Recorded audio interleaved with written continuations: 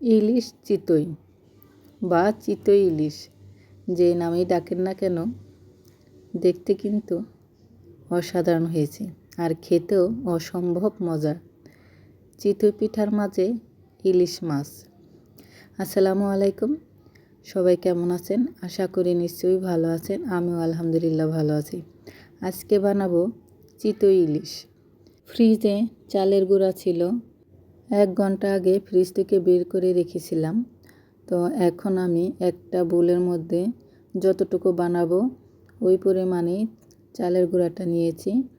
কুসুম গরম পানি দিয়ে মাখিয়ে নিচ্ছি, বেশি পানি দেব না, এইভাবে করেই নিয়ে নিলাম, মাখিয়ে রাখলাম আর কি, বেশি পানি দেব না। এটা আমি 2-3 ঘন্টার জন্য রেখে দিলাম, যতক্ষণ সময় পারেন রেখে দিতে পারেন। আমি 3 ঘন্টা রেখে দিয়েছিলাম। এখন পাটায় সামান্য একটু বাটবো, এই যেভাবে, বেশি মিহি করা লাগবে না। এমনিতে চালের গুঁড়া তো ভিজানোর পরে একটু সুজির মতন লাগে ভাঙানো। যদি ঢেঁকিতে কোটা হতো তাহলে আর এগুলো বাটতে হতো না চালের গুঁড়াটা। তো আমি একটু বেটে দিচ্ছি। আর এখন একটু বাটতেছি নারিকেল। চিতই পিঠা বানানোর সময় একটু নারিকেল দিলেই চিতই পিঠা কিন্তু খুব সুন্দর হয়, ফুলে ফুলকো হয়। কোনো সোডা বা বেকিং পাউডার কিছুই দেওয়া লাগে না, একটু নারিকেল দিলেই কিন্তু চিতই পিঠা খুব সুন্দর হয়। আমি নারিকেলটাও একটু বেটে নিলাম। চিতই ইলিশ বানাবো তো ইলিশ মাছ তো লাগবে। আমি এখানে 2 পিস ইলিশ মাছ নিয়েছি আর ছোট ছোট করে কেটে নিয়েছি। এই যে মাছটা কাটার সময় আমার একটু মনে ছিল না ভিডিও করার জন্য, তো আমি দুঃখিত।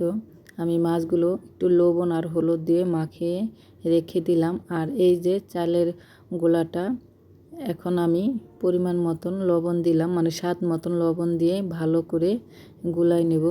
এখনও কিন্তু কুসুম গরম পানি দিয়েছি, বেশি গরম না, হালকা কুসুম গরম পানি দিয়ে চিতই পিঠার গোলাটা গোলাই নিলাম। তো আমাদের এলাকায় এটা চিতই পিঠার গোলাই বলে। কার কোন এলাকায় এটা কী নামে জানেন কমেন্টে জানাবেন। তো আমরা গোলা নামেই জানি। তো এই যে দিয়ে দিচ্ছি বিসমিল্লাহ, আল্লাহর নাম নিয়ে, দেখা যাক। আর এখন আমি এক পিস করে ইলিশ মাছও দিয়ে দিচ্ছি, ঢাকনা দিয়ে ঢেকে দিলাম। আর ভয় লাগতেছিল হয়েছে কিনা। মাশাআল্লাহ, আলহামদুলিল্লাহ অনেক সুন্দর হয়েছে। তো বলবেন যে ফুলছে কিনা? হ্যাঁ, ফুলছে। মাঝখানে ইলিশ মাছটা আছে দেখে একদম ফুলে উঠে নাইকে, কিন্তু পিঠা একদম হয়ে গেছে। পিঠা কিন্তু কাঁচা নাই, সম্পূর্ণ হয়ে গেছে। আমি আবারও দিচ্ছি।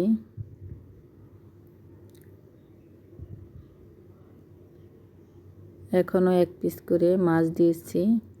মাছও কিন্তু হয়ে গেছে, মাছ কিন্তু কাঁচা নাই। তো এই যে দেখেন পিঠা কিন্তু ফুলছে আমার। মাঝখানে মাছের জন্য মনে হচ্ছে যে পিঠা ফুলে নাই বা কাঁচা আছে, না কোনো কাঁচা নাই। মাছও আলহামদুলিল্লাহ হয়ে গেছে। দেখেন কি সুন্দর হয়েছে পিঠা। মাশাআল্লাহ মাশাআল্লাহ, আলহামদুলিল্লাহ খেতে অসাধারণ মজা হয়েছে। ইলিশ মাছ বলে কথা, ইলিশ চিতই। এই দেখেন আমি দেখাচ্ছি মাছ, এই যে মাছ কিন্তু হয়ে গেছে। তো ভিডিওটি যদি ভালো লাগে লাইক কমেন্ট করবেন, শেয়ার করবেন, ফেসবুক পেজটা সবাই ফলো দিবেন। আমার পিঠা বানানোটা কেমন হয়েছে আপনাদের সুন্দর মতামত কমেন্টে জানাবেন। আর এই যে মাছ ছাড়া পিঠা দেখেন কত সুন্দর হয়েছে।